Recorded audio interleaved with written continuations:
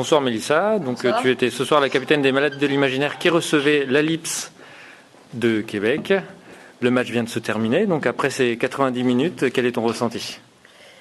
Fatigué. Faut développer beaucoup d'énergie pour essayer de faire un spectacle de la meilleure qualité possible.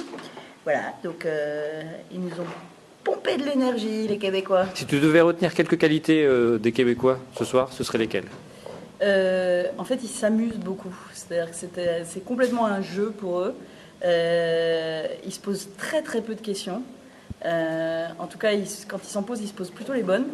Et ils s'amusent énormément. Et tout ce qu'ils ont envie, c'est de jouer avec les autres. Et ils sont très généreux. Et c'est assez agréable. Donc le public est venu très nombreux ce soir. Est-ce que tu aurais un message à leur adresser? Qui reviennent nombreux le 2 novembre, le 9 novembre, le 12 octobre chez nos amis des Non-Sens, le 9 novembre chez nos amis de la Libap, le 2 ici même à la Camillienne, et puis le 7 novembre sur la péniche Antipode, et puis qui nous suivent, www.maladedelimaginaire.fr. Et enfin, si tu devais retenir un moment dans ce match? Je crois que c'est l'impro des Québécois, l'impro comparé, où ils l'ont fait en anglais.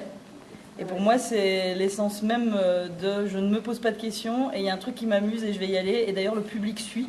C'est-à-dire qu'il n'y a aucun problème avec le fait qu'il parle en anglais. Ça fait juste rire et lui, il est complètement dedans. Et à un moment donné, moi, j'ai un peu cru que j'étais dans les marécages.